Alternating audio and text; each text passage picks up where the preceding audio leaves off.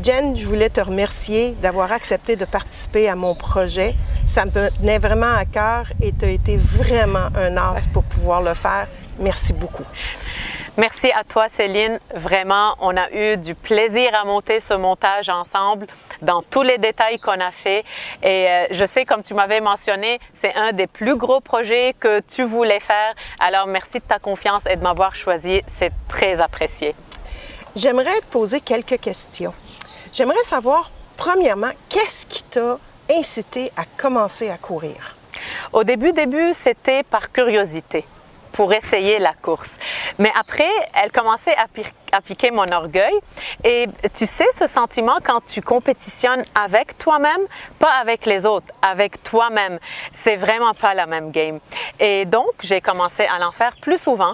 Et à chaque fois, ce sentiment doux, amer que j'avais en courant m'a juste fait tomber dans son incroyable piège.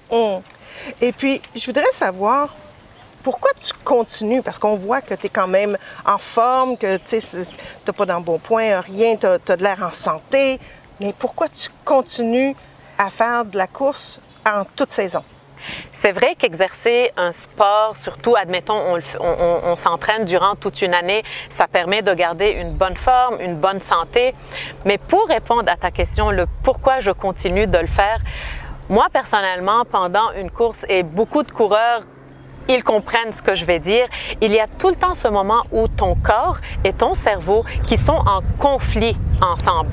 Mais une fois que tu auras atteint ton but, tu vois comment les deux sont fiers de toi. Et c'est la partie ultime la plus brillante. Et donc, tu ne peux plus juste pas arrêter. C'est aussi simple que ça. Ton corps, ton cerveau, tout en toi te pousse à continuer de courir. OK. Mais est-ce que ça t'apporte autre chose? Qu'est-ce que ça peut vraiment t'apporter, là? Tu veux vraiment savoir? Oui. Tout. Tout. Tout parce que courir n'est pas seulement un moment de défoulement, mais ça l'est si une personne, elle s'en va courir une fois par mois ou 2 fois par année. Mais quand ça devient un mode de vie au courant de ton année, pendant 4 saisons consécutives, mais à ce niveau élevé, ça m'apporte bien plus que juste du plaisir.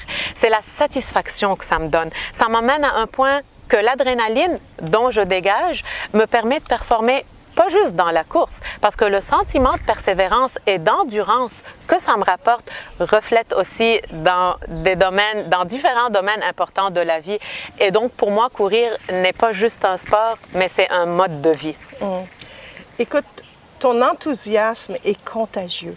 Fait que je suis sûre qu'un coup que les gens vont avoir regardé le vidéo puis avoir écouté la petite entrevue, ils vont se demander qu'est-ce qu'ils devraient faire si tu avais des conseils à leur donner pour pouvoir commencer à faire de la course. J'espère vraiment qu'ils vont apprécier.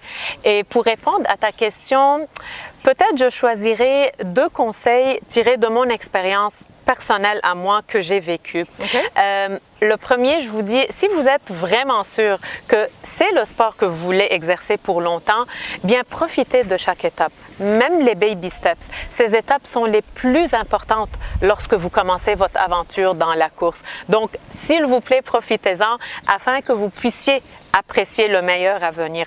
Parce qu'une fois, Céline, qu'on a le plaisir de courir, la performance va venir par elle-même, c'est garanti.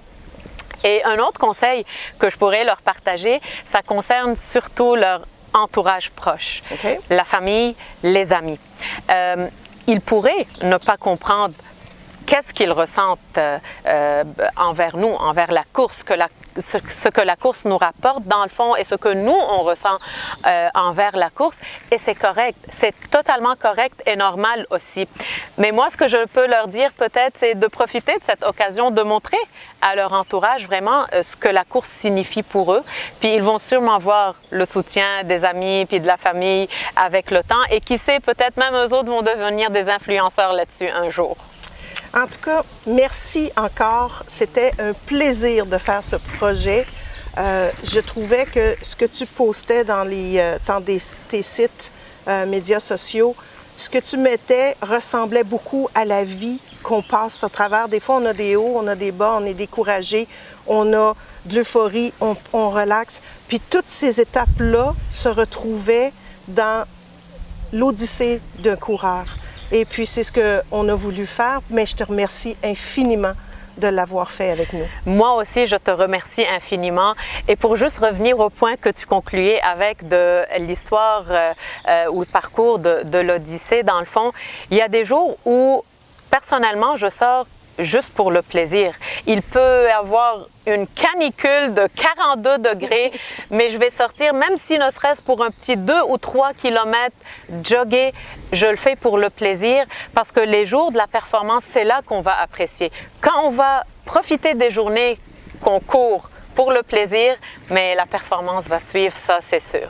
Alors, moi aussi, je te remercie encore une fois. On a eu beaucoup de fun. Oui. J'espère que les personnes qui vont avoir écouté cette vidéo auront apprécié puis qu'on aura eu l'opportunité de transmettre un certain message là-dedans. Et je vais toujours me rappeler ce que tu m'as dit quand tu m'as approché si je voulais participer à ton beau projet. Tu m'as dit, Jen, ta passion pour la course a reflété sur moi quelqu'un de l'audience qui te suit. Et merci beaucoup pour ta confiance. C'est vraiment très apprécié.